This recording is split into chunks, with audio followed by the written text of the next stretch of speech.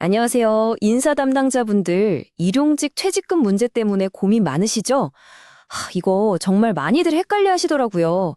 근데 이게 그냥 헷갈리는 걸로 끝나면 좋은데 자칫 잘못하면 정말 큰 법적 문제로 번질 수 있거든요.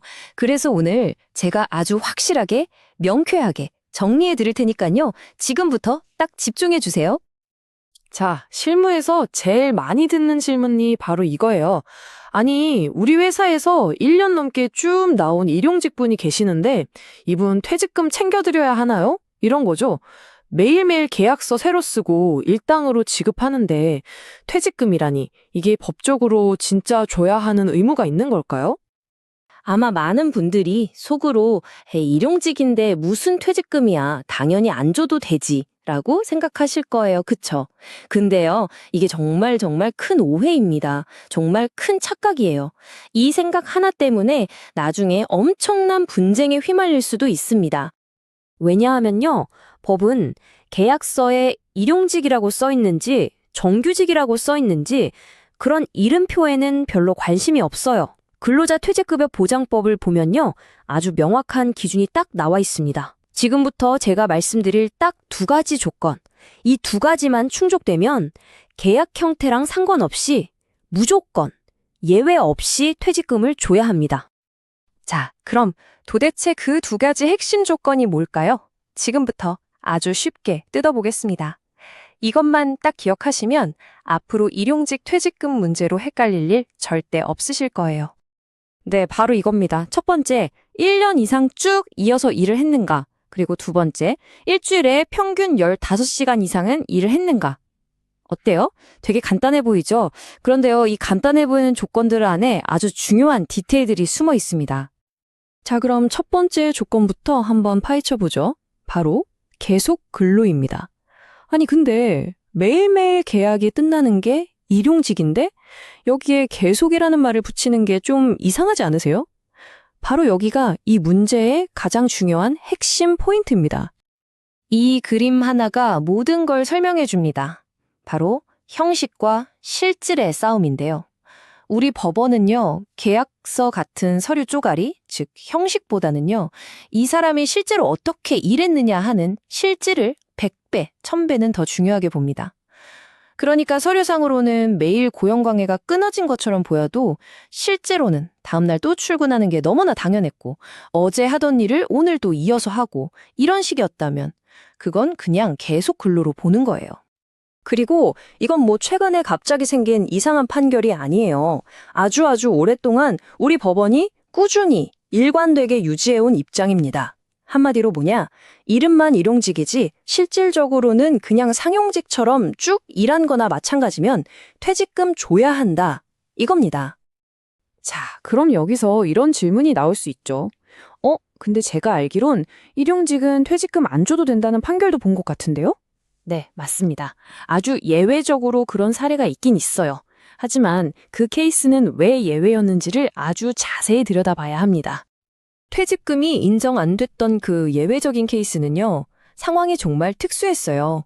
예를 들면 회사가 직접 고용한 게 아니라 직업소개소를 통해서 그날 필요한 사람을 공급받았고요.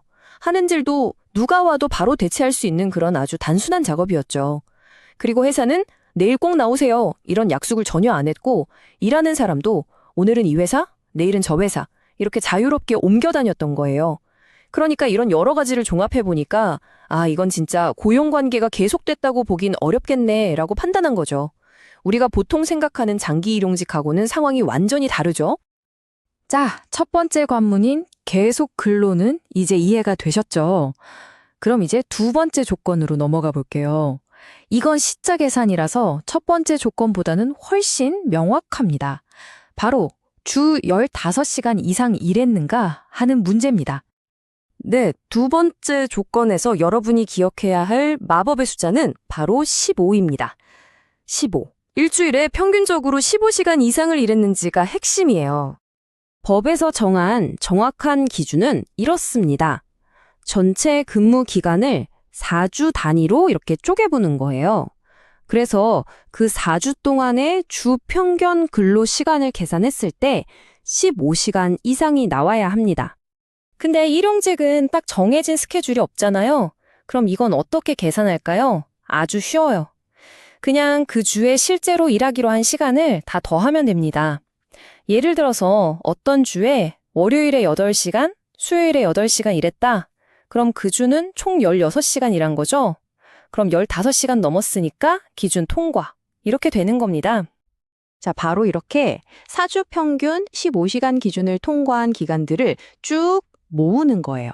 그렇게 모았을 때 그 총 기간이 52주, 그러니까 1년 이상이 되면 드디어 두 번째 조건까지 완벽하게 클리어하게 되는 겁니다. 자, 이렇게 두 가지 조건을 다 따져봤는데, 우리 회사 일용직분이 퇴직금 지급 대상이 맞네요? 그럼 이제 남은 질문은 딱 하나죠. 그래서 얼마를 줘야 하는가? 지금부터 그 계산법 정확까지 알려드릴게요. 퇴직금 계산 공식은 이렇습니다. 먼저 1일 평균 임금을 구해서 거기에 30일치를 곱해요. 이게 바로 1년치 퇴직금 개념이고요. 여기에다가 총 근무한 날짜를 365일로 나눈 값을 곱해주면 최종 금액이 나옵니다. 여기서 제일 중요한 건 뭘까요? 네, 바로 1일 평균 임금을 정확하게 계산하는 거겠죠? 1일 평균 임금, 이것도 어렵지 않아요. 퇴사하기 바로 직전 3개월. 이 3개월 동안 지급한 월급, 수당, 상여금, 하여튼 모든 임금을 싹 다 더하세요. 그리고 그 금액을 그 3개월의 총 날짜 수로 나누면 끝입니다. 아주 간단하죠? 바로 이 금액이 퇴직금 계산의 출발점이 되는 겁니다. 자, 이제 거의 다 왔습니다. 마지막으로 오늘 제가 설명드린 이 모든 내용을 딱 한 문장으로 꿰뚫는 핵심 원칙을 다시 한번 정리해 드릴게요. 다른 건 다 잊어버려도 이것 하나만은 꼭 기억하셔야 합니다. 바로 이겁니다. 중요한 건 계약서의 이름이 아니라 고용의 실질이다. 계약서에 일용직이라고 아무리 크게 써놔도 소용없다는 거예요. 법원은 서류가 아니라 진짜로 이 사람이 우리 회사와 어떤 관계를 맺고 어떻게 일했는지를 들여다봅니다. 결국 모든 걸 결정하는 건 계약의 형식이 아니라 고용의 실질이라는 점 절대 잊지 마세요. 자, 이제 이 내용을 보시는 여러분께 마지막 질문을 드리겠습니다. 여러분의 회사는 어떻습니까? 지금 우리 회사의 일용직 관리 방식이 오늘 함께 알아본 이 법의 잣대 앞에서 과연 100% 안전하다고 자신 있게 말할 수 있으신가요? 이번 기회에 꼭 한번 우리 회사의 관행을 꼼꼼하게 점검해 보시기를 바랍니다.